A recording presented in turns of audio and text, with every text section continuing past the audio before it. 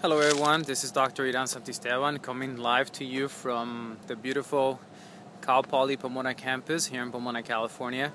The reason why I wanted to create this video is because a lot of you have been asking, what do you shop for when you go to the supermarket? What are your rules, or what exactly it is what you do that sort of keeps you grounded and sort of helps you succeed when you go to the supermarket? Well, I want to share with you a couple of my rules, and rule number one is this: never go to the supermarket hungry, ever, and I mean ever. And the reason why I tell you not to do this is because we tend to eat with our eyes. Unfortunately, we do.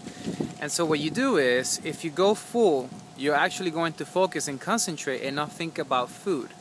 Your cravings won't kick in, and none of that, sort of nasty, weird stuff that sort of tends to creep up because we just see it and then the label looks amazing.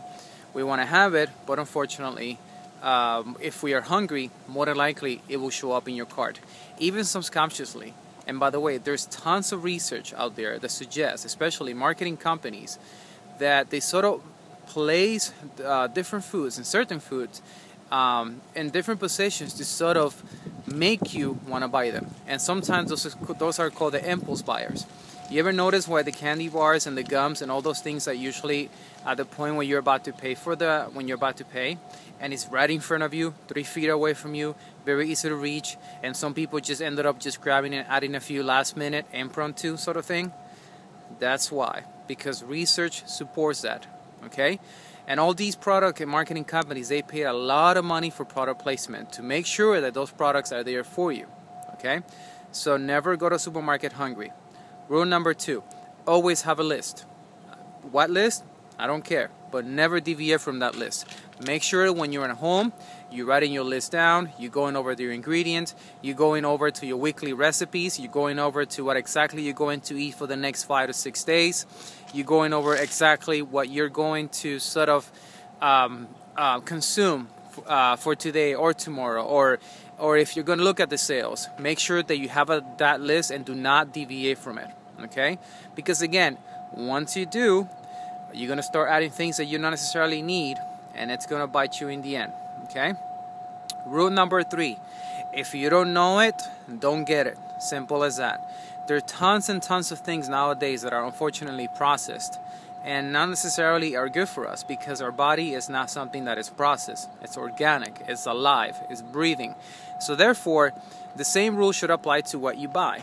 So for example, if you pick a bottle of ketchup and you look at the ingredients in the back, and they say, and the ingredients are tomato, vinegar, maybe a little bit of salt, pepper, and onion powder, that should be it.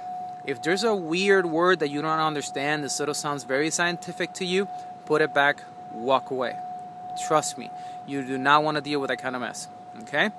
And lastly, my last rule is this: when you get to the supermarket, always start from the end. Go to your vegetables and go to your meat. That's it. Walk away, because usually in the middle is where the trouble is, and you know what I'm talking about.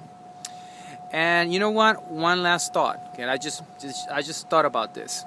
A lot of people always tell me that eating healthy and eating organic is expensive, and I'm here to challenge that wisdom. So that wisdom a little bit. Number one, here's what I want you to do. Call every single supermarket you have in the area. Contact the local butcher department and ask, what are your manager specials? Because here's what happened. A lot of people don't know this, but supermarkets tend to waste over 80 pounds of food daily. Why? Because they look at the date on the packet that says, I need to sell by this, and because they don't, they throw it away. So what do? I tend to call supermarkets. I know the names of all my butchers. I specifically know what produce are on sale. I know my local farmers. I know my local farm store, and they know me by name. And so what I do is very simple. When I know for a fact that, quote-unquote, that item is going to be sold by the date, which, by the way, doesn't necessarily mean that the product is bad. It just means that they have to sell it by regulation. But you could easily get 3 to 5 extra days out of that, sometimes weeks and even months, if you freeze that product. So again, usually I get those items for about 40 to 60 and sometimes 80% off. That's the deal. The same thing with the produce. buy things that are in season, and if they need to get rid of it, you should take advantage of that. There's actually a big community here in Southern California, in LA, that do a lot of they do a lot of dumpster diving, whereas they go late at night to supermarkets, which I'm not going to mention, and they go into the dumpster and find hundreds and hundreds of great produce, great meals, and they literally eat for free. For free. So why am I telling you this? Because I wanted to sort of challenge the status quo. That you hear so many people say that, you know, eating healthy is expensive and all the things expensive, but in reality is, you're worth it. We'd spend so much money on other things that don't necessarily have an immediate benefit, but when it comes to you, your body, which is your temple, you're gonna have a butt about it? Come on, guys, seriously? So, try those tips. Contact your supermarket, your local butchers, contact everybody else in your area, your local farmers, and you'll be surprised with the end results.